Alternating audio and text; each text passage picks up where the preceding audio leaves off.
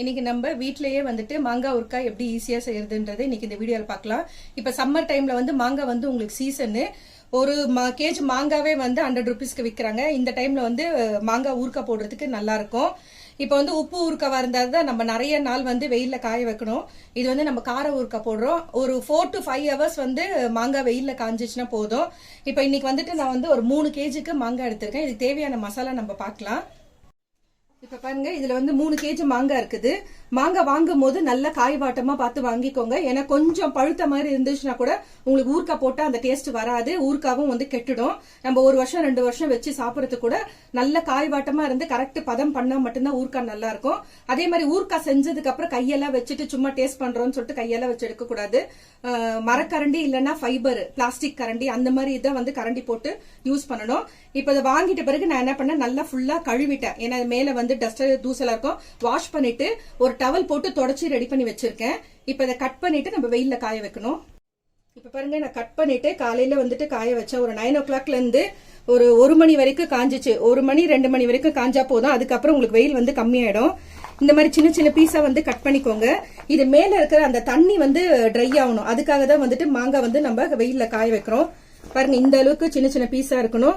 Cut பண்ணும்போது கை வச்சுதான் நம்ம கட் பண்ண போறோம். காய வச்சதுக்கு அப்புறம் திரும்ப கையெல்லாம் வந்து போடக்கூடாது. ஏன்னா கையெல்லாம் பட்டுச்சுன்னா வந்து ஊறுகாய் வந்து சீக்கிரமே கெட்டுடும். இப்ப இதுக்கு தேவையான மசாலா நம்ம பார்க்கலாம். இப்ப 3 kgக்கு தேவையான மாங்காய்க்கு மசாலா வந்து இப்ப நம்ம பார்க்கலாம். இப்ப இது வந்துட்டு நான் வெறும் பிளைன் சில்லி பவுடர் 200 கிராம் வந்து எடுத்திருக்கேன். 3 kg மாங்காய்க்கு 200 கிராம்.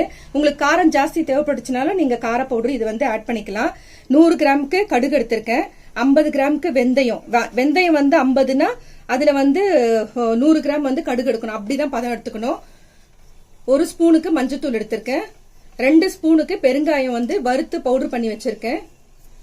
இப்ப இதுக்கு வந்துட்டு நான் 1/2 லிட்டருக்கு வந்துட்டு நல்லெண்ணெய் எடுத்திருக்கேன். நல்லெண்ணெய் போட்டுதான் ஊறுகாய் வந்து நம்ம செய்யணும். வேற எதனா எண்ணெய் எல்லாம் போட்டீங்கன்னா உங்களுக்கு அந்த வாசனை வந்துடும். நல்லெண்ணெய் போட்டா மட்டும்தான் உங்களுக்கு ஊறுகாய் சாப்பிடும்போது அந்த பிளேவரும் நல்லா இருக்கும். ஊறுகாய் கெடாமையே இருக்கும். இப்ப எப்படி செய்யறதுன்னு பார்க்கலாம். இப்போ ஒரு கடாயை வச்சுக்கோங்க. கடாயை வச்சுட்டு வெந்தயமும் கடுகும் வந்துட்டு நம்ம கொஞ்சம் அந்த வறுத்துட்டு பவுடர் பண்ணணும். ஃபர்ஸ்ட் வெந்தயம் போட்டுக்கோங்க. ஏன்னா இது கடுகெல்லாம் வந்து சீக்கிரமே படப்படன்னு பொரிய ஆரம்பிச்சிரும். ஒரு தட்டு போட்டு மூடிட்டு தான் நம்ம வந்து கடுகு வந்து பொரிய போகுது. வெந்தயம் வந்து ஒரு 2 நிமிஷம் அந்த வாசனை போற அளவுக்கு வந்துட்டு நம்ம நல்லா வறுத்து எடுத்துக்கலாம். இப்ப இது நம்ம கெட்டு போகாம இருக்கிறதுக்கு வந்துட்டு இது வினிகர் எல்லாம் சேர்ப்பாங்க சில பேரு. நம்ம இன்னைக்கு அந்த மாதிரி எல்லாம் எதுவுமே சேர்க்க போறது இல்ல. நம்ம போடுற இந்த கடுகும் வெந்தயம் தான் வந்துட்டு இந்த ஊறுகாய்க்கு வந்துட்டு கெட்டு போகாம வச்சுக்க போகுது. இந்த கடுகு வெந்தயம் வாசனையும் ரொம்ப நல்லா இருக்கும். இப்ப வெந்தயம் வந்து பொரிய ஆரம்பிச்சிருச்சு, செவுந்துருச்சு. இப்ப நம்ம எடுத்துடலாம் கடாயில இருந்து. இப்ப நம்ம கடுகு சேர்த்துக்கலாம். கடுகு வந்து சூடானதுக்கு அப்புறம் வெடிக்க ஆரம்பிச்சிரும். நீங்க ஒரு தட்டு போட்டு மூடிட்டு லோ ஃபிளேம் வச்சுக்கோங்க. இல்லைன்னா முகத்துல எல்லாம் அடிப்படும் கடுகு. கொஞ்சம் அந்த ஹீட் ஆகட்டும். ஏன்னா இது வந்து இரும்பு கடாயின்றதுனால சூடு ஜாஸ்தி இருக்கும். பாருங்க, நல்லா பொரிய ஆரம்பிச்சிருச்சு. நீங்க லோ ஃபிளேம்ல வச்சீங்கன்னா ஒரு தட்டு போட்டு கூட மூடி விட்டுடலாம். அது பாட்டுல அந்த சத்தம் அடங்கினதுக்கு அப்புறம் நம்ம ஸ்டவ் ஆஃப் பண்ணிடலாம். இப்ப பாருங்க, கடுங்கெல்லாம் வெளியில வர ஆரம்பிச்சிருச்சு. நம்ம ஒரு தட்டு போட்டு மூடி விட்டுடலாம். இந்த சத்தம் அடங்கிடுச்சுன்னா எல்லாம் பொரிஞ்சிடுச்சுன்னு அர்த்தம். அப்ப நம்ம ஸ்டவ் ஆஃப் பண்ணிட்டு எடுத்துடலாம். இப்ப கடுகு பொரிஞ்சது வந்து சவுண்டு கம்மியாயிடுச்சு. நம்ம எடுத்துடலாம். நீங்க வந்து தட்டு போட்டு மூடி விட்டுட்டு திரும்ப வந்துட்டு ஒரு தடவை இந்த மாதிரி கிளறி விடுங்க. ஏன்னா கீழ் பக்கத்துல இருக்கிறது மட்டும் பொரிஞ்சிட்டு இருக்கும், மேல இருக்கிற கடுகு அப்படியே இருக்கும். இதை பாருங்க, இப்ப திரும்ப வந்துட்டு சவுண்டு வருது பாருங்க. கிளறி விட்டோம்னா சவுண்டு ஜாஸ்தி ஆயிடுச்சு. சிலதெல்லாம் வந்து வெடிக்காம இருக்கும். இப்ப அதெல்லாம் வந்து நல்லா வெடிக்க ஆரம்பிச்சிருச்சு. இப்ப நம்ம ஸ்டவ் ஆஃப் பண்ணிட்டு எடுத்துடலாம். கடுகு பொரிஞ்சதுக்கு அப்புறம் பாருங்க, வெள்ளை வெள்ளையா தெரியுது. பொரிஞ்சாதான் உங்களுக்கு அந்த மாதிரி தெரியும். அது வரைக்கும் நம்ம வெயிட் பண்ணணும். அதே கடாயில வந்துட்டு இது ஆறுறதுக்குள்ள நம்ம எண்ணெய் ஊத்தி சூடு பண்ணிக்கலாம்.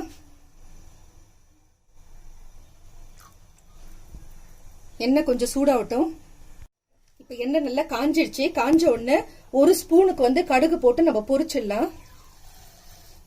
கடுகு பொரிஞ்ச உடனே ஸ்டவ் ஆஃப் பண்ணிடுங்க. இந்த எண்ணெய் நல்லா ஆறுனதுக்கு அப்புறம் தான் நம்ம மாங்கால சேர்க்கணும். ஸ்டவ் ஆஃப் பண்ணியாச்சு. கடுகெல்லாம் பொரிஞ்சிடுச்சு. இந்த எண்ணெய் நல்லா ஆறட்டும். அதுக்குள்ள நம்ம மிக்ஸி ஜார்ல போட்டு இதை பவுடர் பண்ணி எடுத்துக்கலாம். மிக்ஸி ஜார்ல போட்டாச்சு, நல்லா ஆறிடுச்சு. இப்ப நைஸா பவுடர் பண்ணி எடுத்துக்கலாம். இப்ப பாருங்க, இந்த மாதிரி பவுடர் பண்ணி எடுத்தாச்சு.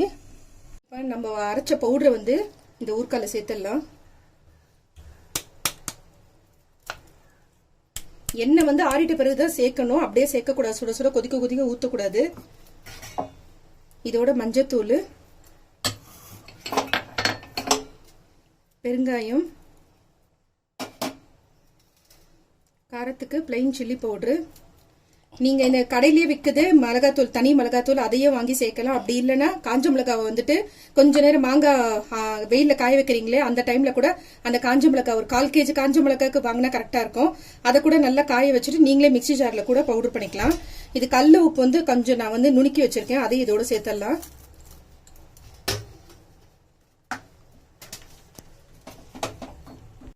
நல்லா கலந்து விட்டுருங்க. ஃபர்ஸ்ட் நம்ம இந்த போட்ட மசாலா எல்லாம் முதல்ல கலந்துருங்க, அதுக்கப்புறமா எண்ணெய் சேர்த்துக்கலாம். நம்ம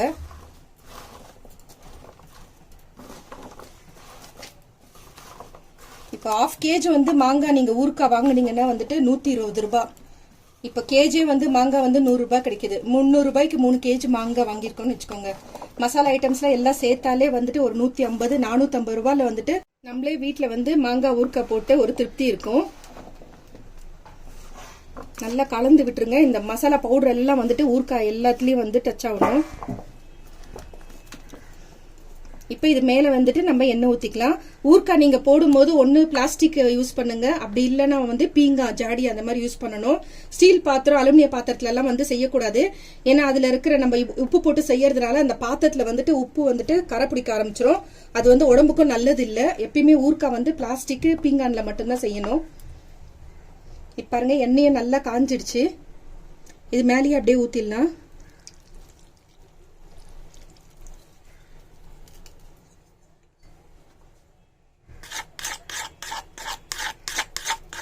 சட்டி நான் கையிலேயே பிடிச்சுன்னு இருக்கேன், ஏன்னா சூடு ஆறிட்டதுனால தான் வந்து நம்ம கையில பிடிக்க முடியும்.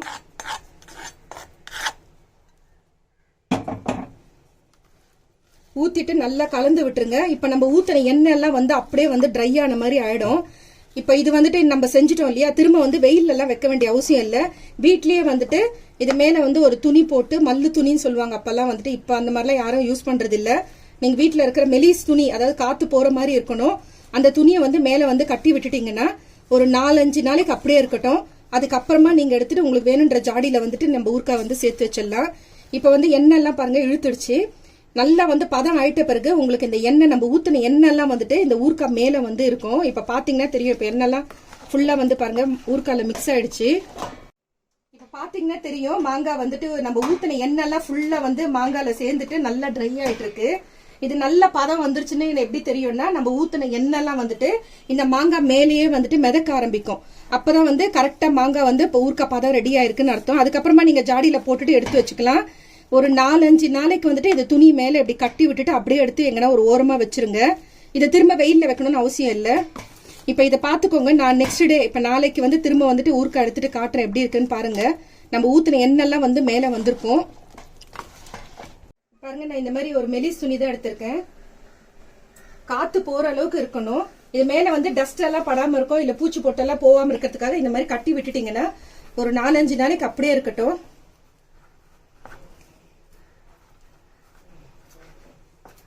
அவ்வளவுதான். இப்படி க்ளோஸ் பண்ணி விட்டுருங்க கட்டி விட்டுட்டு. இப்ப பாருங்க ஃப்ரெண்ட்ஸ், நெக்ஸ்ட் டே ஆயிடுச்சு. ஒரு 24 hours ஆயிடுச்சுன்னு வச்சுக்கோங்க. இது நான் அப்படியே தான் வந்துட்டு முடிச்சு போட்டுட்டு இந்த துணியை போட்டு மூடி வீட்டுக்குள்ளேயே நிழல்ல தான் வச்சிருந்தேன். வாவ், நம்ம கிளறும் போது பாருங்க அப்படியே வந்துட்டு ட்ரையா இருந்துச்சு. நான் அதான் சொன்னேன், கரெக்டா பதம் பண்ணி ஊறுகாய் நம்ம ரெடி பண்ணி வச்சோம்னா அந்த எண்ணெய்லாம் வந்து மேல பிரிஞ்சு வரும். இப்ப இது கரெக்டா ரெடி ஆயிருக்கு. ஒரு நாளைக்கெல்லாம் பாத்தீங்கன்னா உங்களுக்கு எண்ணெய்லாம் மேல பிரிஞ்சு வந்துச்சு. இன்னும் ஒரு 3 நாளைக்கு அதே மாதிரி இந்த துணி கட்டி இதை அப்படியே வச்சிடுங்க. இப்ப இன்னைக்கு ஒரு தடவை கிளறிட்டு எடுத்து வச்சிட்டீங்கன்னா அதே மாதிரி நெக்ஸ்ட் டே ஒரு தடவையும் கிளறிட்டு எடுத்து வச்சுட்டா போதும். ஒரு 3-4 டேஸ்க்கு அப்படியே வச்சுட்டீங்கன்னா போதும், ஊறுகாய் ரெடி ஆயிடும். அப்புறம் நீங்க வந்து ஒரு ஏர்டைட் டப்பாவோ இல்ல பீங்கான் ஜாடியிலேயே போட்டு எடுத்து வச்சுட்டீங்கன்னா 1 வருஷம் ஆனாலும் வந்து ஊறுகாய் கெடாது. நம்ம போட்டுக்க அந்த கடுகு வெந்தயத்தோட அந்த வாசனை, வறுத்துட்டு போட்ட வாசனை வந்து ரொம்ப அருமையா இருக்கு.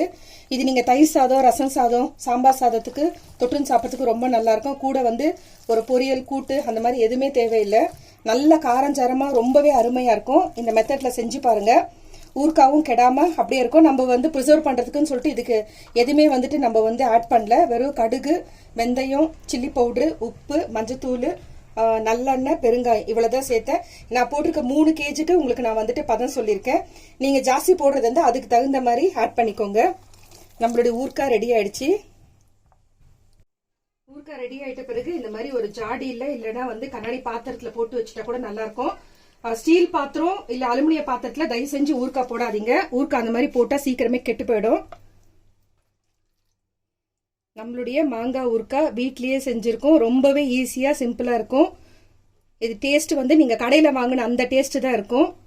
இந்த வீடியோ பிடிச்சிருந்தா லைக் பண்ணுங்க. புதுசா பாக்குறவங்க இருந்தா சப்ஸ்கிரைப் பண்ணுங்க. மறக்காம பெல் ஐக்கானை பிரஸ் பண்ணுங்க. அப்பதான் நான் போடுற வீடியோ உடனுக்குடன் நோட்டிபிகேஷன்ல வரும். Thank you friends.